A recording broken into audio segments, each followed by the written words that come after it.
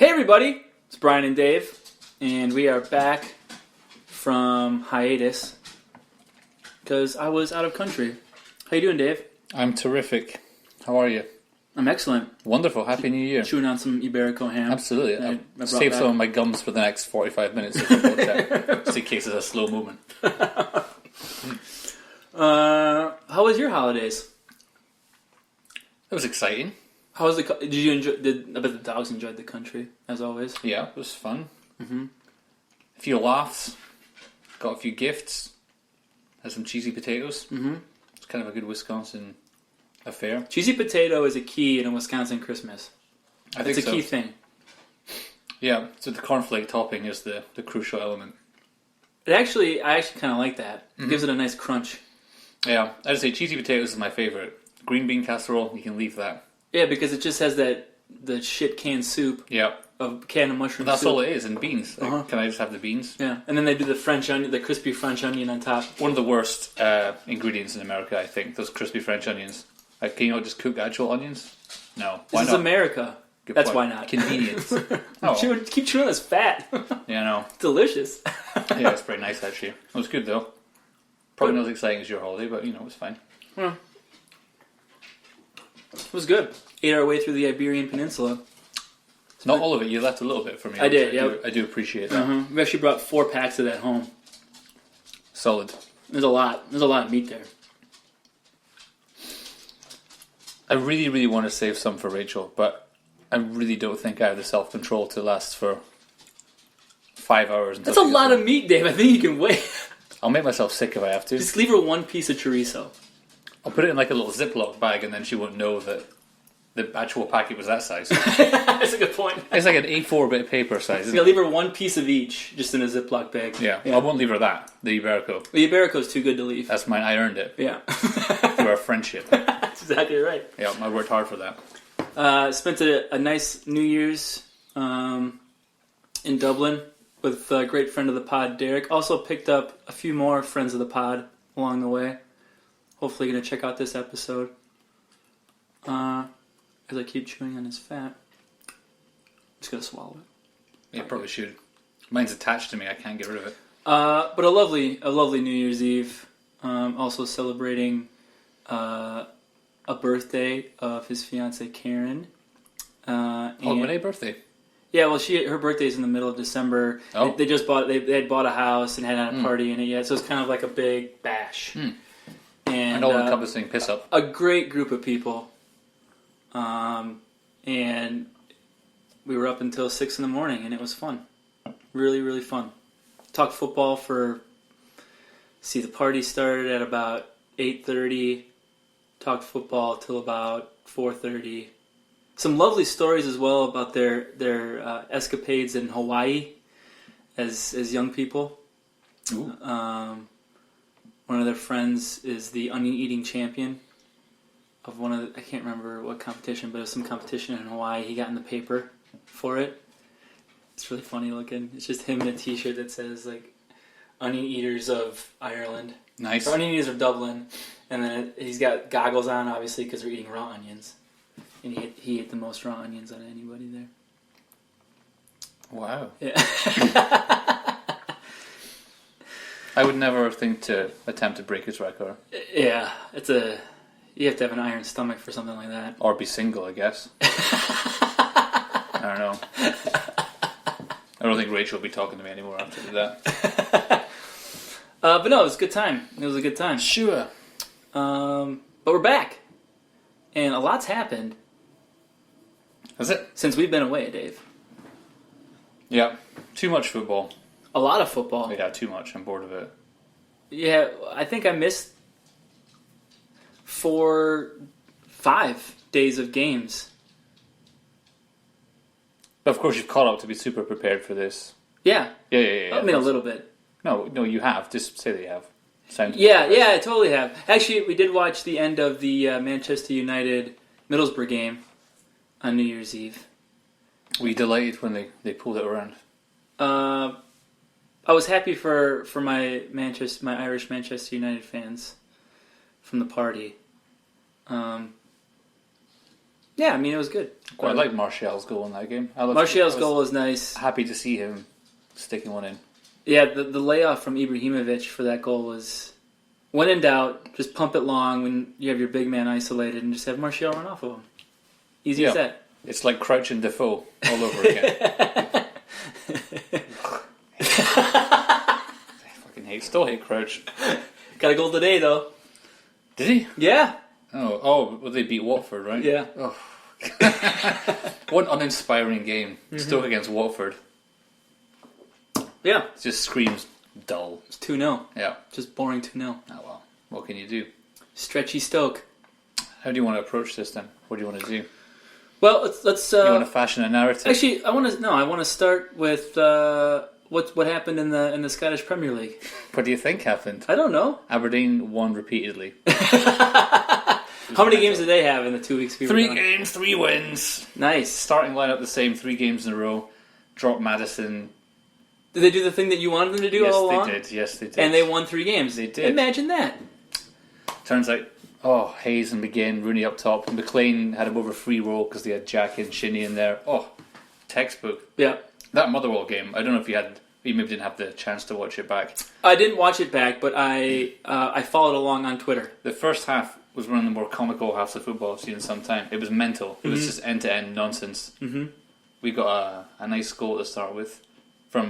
We tried out a new tactic actually at the start. It's called pressing. So, wait, you didn't sit back behind the ball and try and counterattack? That was weird. They did some pressing, and then their goalkeeper had a hurried clearance to right back, and he got it charged down.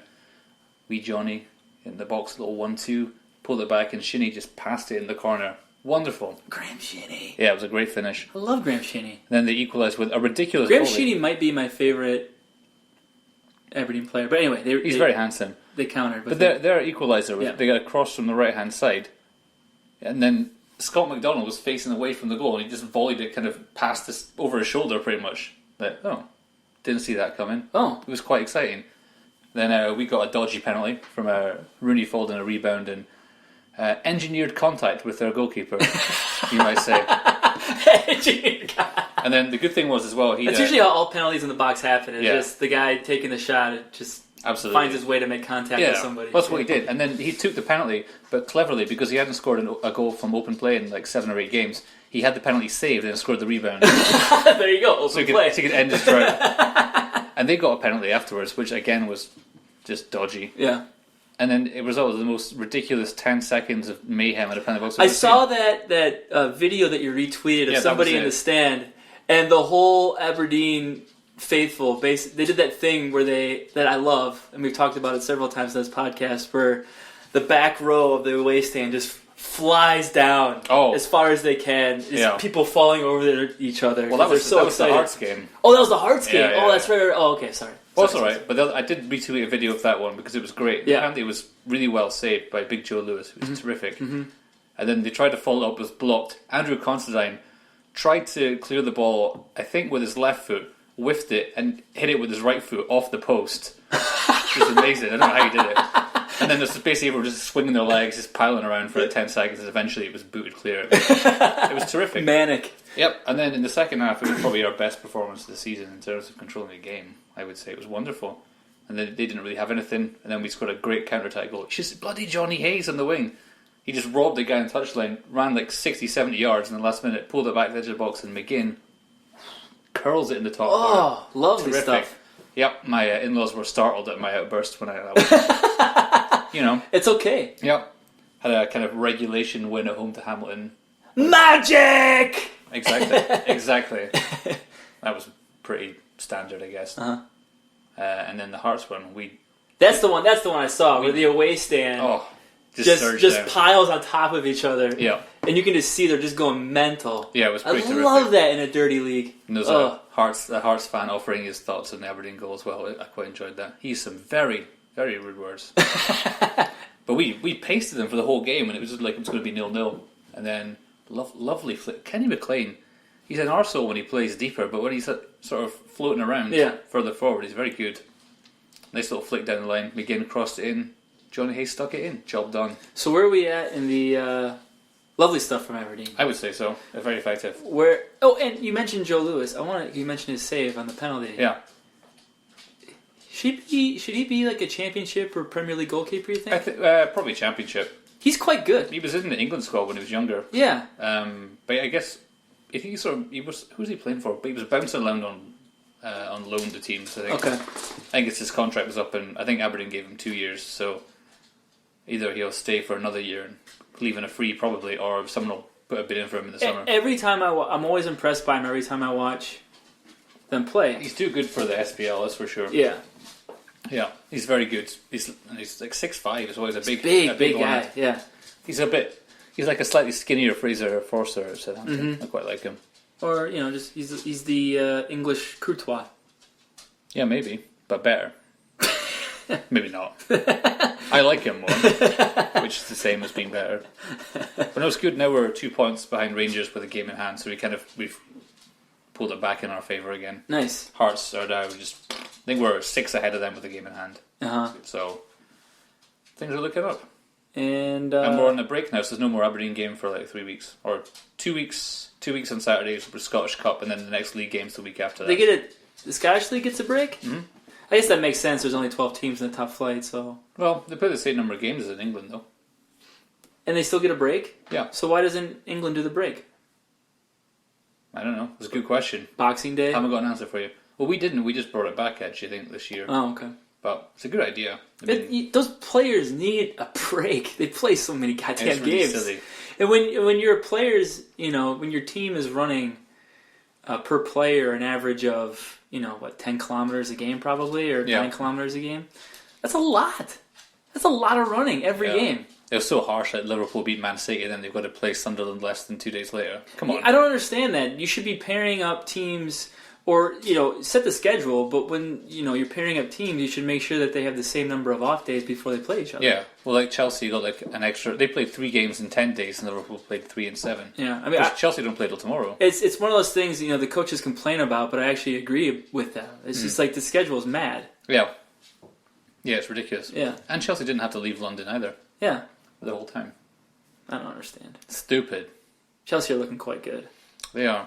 Anyway, I just want to do a little toast to the new year. Just because we're finishing the Scottish football. Yeah. Aberdeen are terrific. Let's have a little whiskey. A little cheeky scotch. Oh, absolutely. You don't have to deck it if you don't. Oh, he's going to deck it. I like it. Spit some out. I don't want it. Quite. Oh, God. Which one is that again? Glengarry. Oh, that one. It's been that bottle's been pummeled. Mostly by Corey. Yeah, he was here at New Year as well. What'd you guys do for New Year's? We went for tacos. At the stand? At the truck? No, we went to they just opened up Bel Air in Oak Creek. Oh, okay. Yeah, so we went there, and then we went to where did we go in for a few pints? I went to Stone, had a few pints. Nice. And then I love that place. It's really good. We don't go there enough. Free peanuts for those that can have them. Exactly. Not yours truly. Yeah, but allergies for you. Well, that's okay. Yeah. But no, it was good. We left at like 11 or something and came back here and just had a few drinks, a few laughs. Yeah. Saw in the new year. Yeah. Forgot I don't have cable, so we forgot about it. It was like 11:59. Like, oh shit, we should put something on. Well, that's what happened at the party. Is that everybody was just having such a good time. We all forgot what time it was. People were outside having smokes. We were like, guys, it's 11:59, and they're like, oh shit, and they all found their partner. Yeah. And otherwise they would have been, could have been disastrous. Why? Because they walked in at 2-1, and they just like scooped up their partner and gave him a big smooch. Almost missed it, but made it in time. I'm sure the partners loved the not quite finished cigarette smooch. Here's that smoke right down your throat. That was good. I managed to get a hold of Cholula right away for a New Year cuddle. Beautiful. Bad breath in her though. Well, usually they do in those dogs. He doesn't floss either. Yeah. Speaking of bad breath on dogs, he's been having the butthole issue again with the old gland expression. Express yourself. Yeah. Ugh. And he was licking himself on the couch today. Left a nice little scent off his breath when he made a yawn. He licked himself and then had the audacity to yawn in my face. Yeah, fair to say, just a burp. Oh. Dogs, though. Good stuff. Good stuff. This is the football farm, not the dog's genitals. It's a good point. Show. It's a good point. I'm trying to think of what else happened while we were away. Why don't you tell the story of how your team went from being run by a bald American to being run by one of the more